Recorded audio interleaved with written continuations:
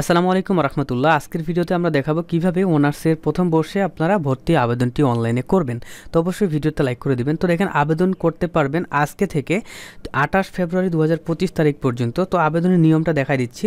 তো আপনি কি করবেন, গুগলে আসবেন, আসার পর এইখানে সার্চ করবেন nu.ac.bd। ঠিক আছে, nu.ac.bd এটা লিখে সুন্দর করে সার্চ করবেন। সার্চ করার পর দেখতে পাচ্ছেন এরকম ইন্টারফেস আসবে। এইখান থেকে এই যে অ্যাডমিশন, এই যে বাটন, এই অ্যাডমিশনে ক্লিক করে দিবেন। ক্লিক করার পর দেখতে পাচ্ছেন এইখানে অনার্স, এইখানে কিন্তু অটোমেটিকলি থাকবে। এই অনার্সে থাকা অবস্থায় একটু নিচে আসবেন। অনার্সে থাকা অবস্থায় এই যে দেখতে পাচ্ছেন অ্যাপ্লাই নাও অনার্স, এই জায়গায় আপনাকে ক্লিক করতে হবে। ভালো করে মনে রাখবেন, অ্যাপ্লাই নাও অনার্স এই জায়গায় ক্লিক করতে হবে। সো আমি এখানে ক্লিক করে দিলাম। তো আমাদের হচ্ছে ক্লিক করার পর এমন ইন্টারফেস আসবে। এইখানে সুন্দর করে আপনি কিন্তু এরকম পেজটাতে দেখতে পাবেন যে first year bachelor honours admission 2024-25 লেখা থাকবে। এবং এইখানে স্টেপ 1 দেখতে পাচ্ছেন এসএসসি এবং এইচএসসির সকল তথ্য, এই যে ঘরগুলা, এই ঘরগুলোতে দিতে হবে। 2 নাম্বার স্টেপ দেখতে পাচ্ছেন, হ্যাঁ। তারপরে হচ্ছে যে 3 নাম্বার স্টেপ, আপনাদের কিন্তু এইভাবে হচ্ছে যে 4 নাম্বার 5 নাম্বার, এই 5টা স্টেপ কিন্তু আপনাকে ক্লিক করে করে আপনাকে আবেদন করতে হবে। তো অবশ্যই সম্পূর্ণ ভিডিও দেখেন, তাহলে আপনি নিজেই আবেদন করতে পারবেন।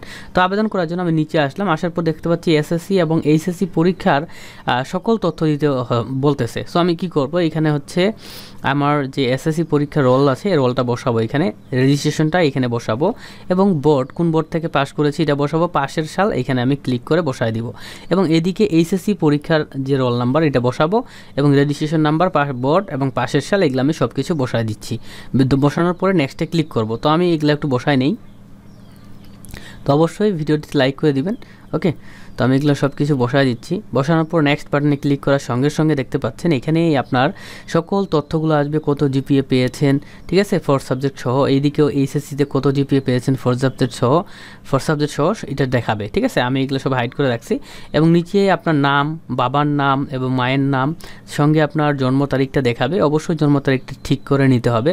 তো এবং এখানে আপনার হচ্ছে যে সেক্স মেল না ফিমেল এটা দেখাবে। তো ভালো করে দেখবেন যে হচ্ছে আপনার জন্ম তারিখটা ঠিক আছে কিনা, এবং আপনার হচ্ছে যে সেক্স মেল না ফিমেল এইটা ভালো করে চেক করবেন। যদি এইখানে হচ্ছে ভুল থাকে, হ্যাঁ ঠিক আছে, যদি ভুল থাকে তাহলে ক্লিক টু চেঞ্জ, এখানে ক্লিক করে চেঞ্জে ক্লিক করে আপনি সঠিক করে নেবেন যে আপনি মেল না ফিমেল, এটা ভালো করে দিতে হবে। ঠিক আছে, বাদ বাকি সব কিছু ঠিক থাকবে। আমরা হচ্ছে এখন সুন্দর করে হচ্ছে যদি সব কিছু ঠিক থাকবে, ভালো করে দেখবেন, হ্যাঁ ঠিক থাকলে নেক্সটে আসার পর এখন আমাদেরকে হচ্ছে সাবজেক্ট বা কলেজ চয়েস করতে হবে। তো দেখেন কলেজ সিলেকশন, তারপরে এদিকে সাবজেক্টের লিস্টগুলো আসবে। তো আমি কি করব, আমি হচ্ছে প্রথমে দেখতে পাচ্ছেন যে আচ্ছা, এইখানে কিন্তু কলেজ সিলেকশনের একটু টেকনিক আপনাকে খাটাইতে হবে। সেটা হচ্ছে দেখেন, আচ্ছা সিলেক্ট ডিভিশন, এখানে আপনার হচ্ছে কোন বিভাগের কলেজ আপনি সিলেকশন করতে চাচ্ছেন এইটা দিবেন। হ্যাঁ, এখানে ক্লিক করে আমি রংপুর বিভাগের কলেজগুলো দেখতে চাচ্ছি। ঠিক আছে, সো আমি এখান থেকে হচ্ছে রংপুর দিব। ওকে, এবং এখানে সিলেক্ট ডিস্ট্রিক্ট, হ্যাঁ এখানে কোন জেলার আপনি কলেজগুলো দেখতে চাচ্ছেন সেই জেলাটি এখানে সিলেক্ট করতে হবে। তো রংপুরের ভিতরে যা জেলা আছে সব চলে আসলো। এখান থেকে আমি মূলত দিনাজপুরে দেখি দিনাজপুরে কোন কোন কলেজে কতটি সিট ফাঁকা আছে। ওকে, তো দিনাজপুর দিলাম। তারপরে সিলেক্ট ডিজার্ট কলেজ, এইখানে নিচে এই সিলেক্টে ক্লিক করলে দিনাজপুরের সকল কলেজের লিস্ট কিন্তু এখানে চলে আসবে।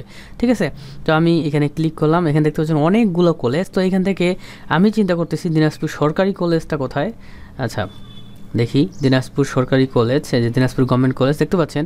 দিনাজপুর গভর্নমেন্ট কলেজে অনেকগুলো কিন্তু সিট ফাঁকা রয়েছে। দেখতে পাচ্ছেন বাংলাতে এই যে দেখতে পাচ্ছেন কত ফাঁকা আছে, ঠিক আছে, ইকোনমিক্সে কতগুলো ফাঁকা আছে, হ্যাঁ হিস্ট্রিতে কতগুলো ফাঁকা আছে, ইসলামী ইতিহাসে কতগুলো ফাঁকা আছে। অর্থাৎ আপনি যেই সাবজেক্ট নিয়ে চান্স বা চয়েস দিতে পারবেন সেই সকল সাবজেক্টের নামগুলোই দেখাবে, এবং অ্যাভেলেবেল বা টোটাল সিটটা কিন্তু এখানে দেখাবে। হ্যাঁ, টোটাল সিট দেখাবে। তো আমরা কি করব, আমি হচ্ছে সর্বপ্রথম পলিটিক্যাল সায়েন্স নিয়ে অনার্স করতে যাচ্ছি, ওইটা 1 নম্বরে চয়েস দিলাম, 2 নম্বরে সমাজবিজ্ঞান নিয়ে চয়েস দিলাম। এই দুইটার মধ্যে যে কোনো একটা নিয়ে আমি অনার্স যদি পাস করি বা চান্স পাই তাহলে কিন্তু আমি পড়ব। তো আমি দেখতে পাচ্ছেন নেক্সটে ক্লিক করলাম। নেক্সটে ক্লিক করার সঙ্গে সঙ্গে 4 নাম্বার স্টেপে আসলো, বলতেছে আপনি কি কোটায় অ্যাপ্লাই করতে যাচ্ছেন। যদি আপনার কোটা থাকে তাহলে ইয়েস করবেন, না হলে নো।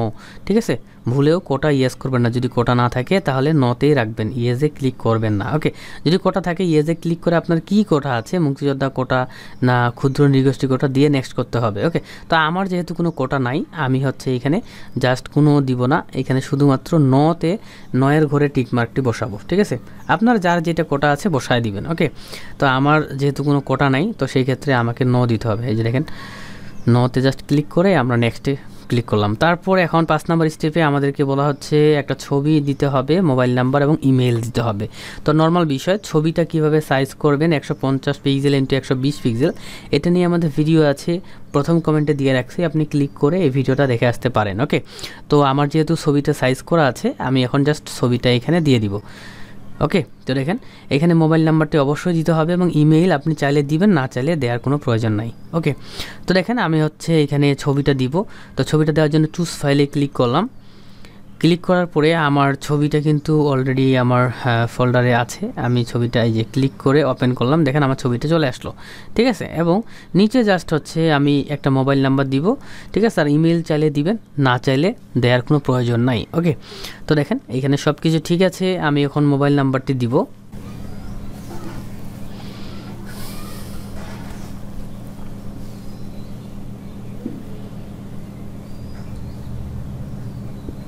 তো মোবাইল নাম্বার দেওয়ার পর প্রিভিউ অ্যাপ্লিকেশনে ক্লিক করতে হবে। তো আপনাকে আপনার সকল তথ্যগুলো পুনরায় দেখাবে, আপনার নাম, বাবার নাম, মায়ের নাম, জন্ম তারিখ, আপনার হচ্ছে লিঙ্গ কী, হ্যাঁ, সব দেখাবে এবং আপনার এসএসসি এইচএসসিতে কত পয়েন্ট পেয়েছেন সব কিছু দেখাবে, এবং নিচে দেখাবে আপনি কোন কলেজে অ্যাপ্লাই করেছেন, কোন সাবজেক্ট নিয়ে, আপনার মোবাইল নাম্বার সব থাকবে।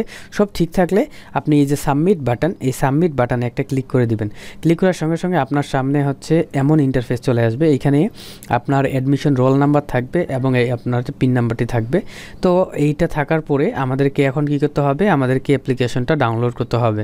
তো ডাউনলোড করার জন্য এই যে পাশে দেখতে পাচ্ছেন ডাউনলোড অপশন, এইখানে ক্লিক করলে আপনার হচ্ছে ডাউনলোডের অপশনটা আসবে।